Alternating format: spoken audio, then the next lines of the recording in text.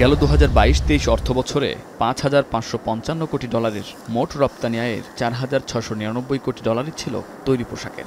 আর নতুন বাজার থেকে পোশাকের আয় ছিল ৮৩৭ কোটি ৪৮ লাখ ৭০ হাজার ডলার।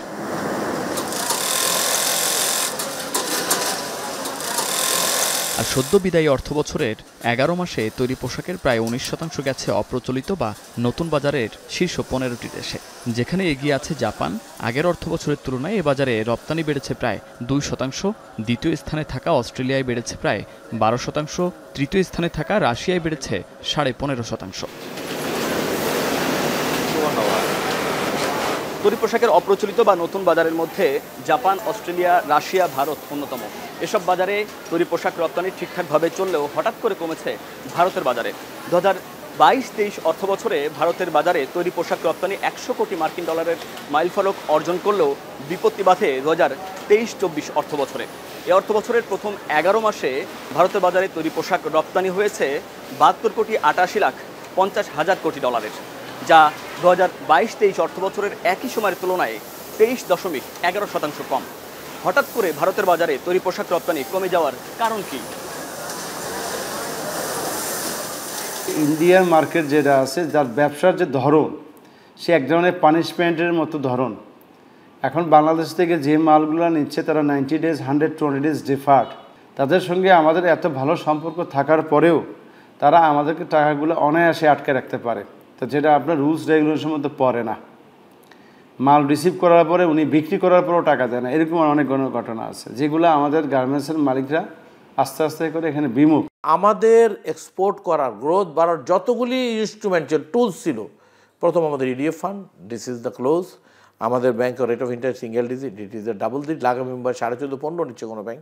তৃতীয়ত হলো আমাদের র মেটেরিয়াল সাপ্লাইয়ের জন্য যে ধরনের ক্রাইসিস, এই রপ্তানি শুল্ক বাঁচাইতে হলে এখনও সেন্ট্রাল ব্যাংকে কাবলিয়ালাদেরকে নাগাল টেনে ধরতে হবে।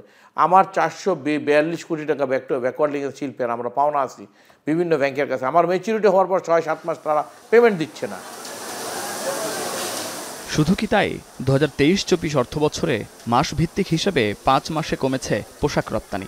অক্টোবরে কমেছে প্রায় ১৪%, নভেম্বরে ৭%, ডিসেম্বরে ২%, এপ্রিলে ১%, আর মে মাসে কমেছে সবচেয়ে বেশি ১৭%। সব মিলিয়ে গেল ১১ মাসে আশানুরূপ হয়নি তৈরি পোশাক রপ্তানি। এ সময়ে রপ্তানি বেড়েছে মাত্র ২.৮৬%। ২০২২-২৩ অর্থবছরের একই সময়ে যাচ্ছিল ১০.৬৭%।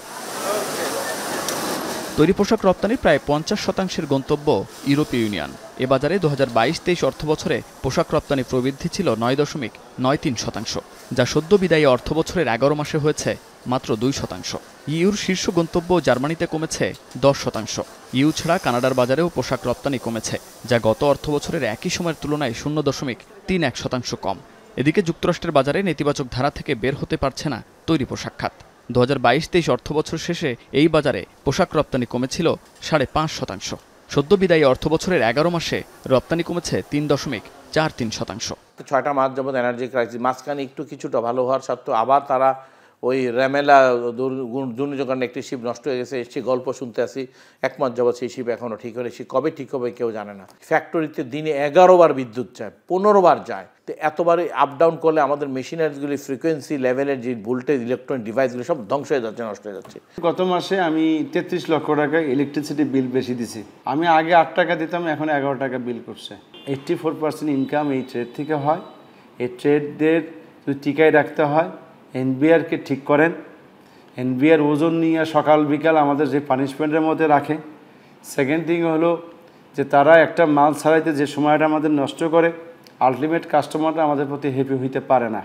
ইউরোপ ও যুক্তরাষ্ট্রের বাজারের তুলনায় নতুন বাজারের আকার ছোট, তাই পোশাকের নতুন গন্তব্য বৃদ্ধির পাশাপাশি রপ্তানি ধরে রাখতে নতুন বাজারের ওপর নির্ভরশীলতা কমানোর কথা বলছেন বিশেষজ্ঞরা। এছাড়া রপ্তানির ধারা বজায় রাখতে ২০২৬ সালের পর মুক্ত বাণিজ্য চুক্তির মাধ্যমে শুল্কমুক্ত সুবিধা বজায় রাখার প্রতি গুরুত্ব দেন তারা। ইউরোপ বা মার্কিন যুক্তরাষ্ট্রের বাজারের তুলনায় নতুন বাজারের আকার অত্যন্ত ছোট, এবং এই ছোট মার্কেটগুলোতে যদি আপনি প্রবৃদ্ধির উপরে আমরা যদি বেশি গুরুত্ব আরোপ করি বা সেটার উপর যদি বেশি নির্ভর করি, তাহলে কিন্তু মিডিয়াম টু লং টার্মে আপনার কিন্তু গ্রোথ আমরা ধরে রাখতে পারবো না। গতবার যেহেতু ইন্ডিয়ান বাজারে আমাদের ভালো প্রবৃদ্ধি ছিল, এবং আমরা জানতাম যে ওই একই আকারের প্রবৃদ্ধি এই বছরে কিন্তু রাখা যাবে না, এবং সেটাই হয়েছে। গ্যাস বা অন্যান্য সুযোগ সুবিধায় যদি অসুবিধা হয় সেটা যেমন একটি কারণ, বৈশ্বিক বাজার তো আর আমাদের নিয়ন্ত্রণের বাইরে, সেখানেও যদি ডিম্যান্ডে যদি একটা শ্লথগতি থাকে আর আমাদের ইন্টারনাল চ্যালেঞ্জেস, এই দুটো মিলেই কিন্তু আমাদের রপ্তানিকে কিন্তু ভালোমতো ব্যাহত করছে। তবে দেশের শীর্ষ রপ্তানি খাত তৈরি পোশাকের হালনাগাদ তথ্য সম্পর্কে অনেকটাই বেখবর বাণিজ্য মন্ত্রণালয়। সদ্য বিদায়ী অর্থবছরের 11 মাসে পোশাক রপ্তানি কমে যাওয়ার কারণ জানা নেই বাণিজ্য প্রতিমন্ত্রীর। আমার কাছে তো ইনফরমেশন না থাকলে প্রস্তুতি আরেক সময় একটু বলেন যে আর আন্দাজে কি বলবো, আমার কাছে 1 বিলিয়ন হয়েছিল গত বছর। এ অবস্থায় শুধু অপ্রচলিত বাজার নয়, প্রচলিত বাজারেও আগের মতো প্রতিযোগিতা করতে পারছে না দেশের তৈরি পোশাক। ফলে ইউরোপেও রপ্তানি কমেছে। সমস্যা সমাধানে সরকারের গ্যাস, বিদ্যুতের নিরবচ্ছিন্ন সরবরাহের পাশাপাশি নীতিগত সহায়তা না কমিয়ে বরং বাড়ানোর দাবি খাত সংশ্লিষ্টদের। মুন্নাফ রশিদ, এখন, ঢাকা।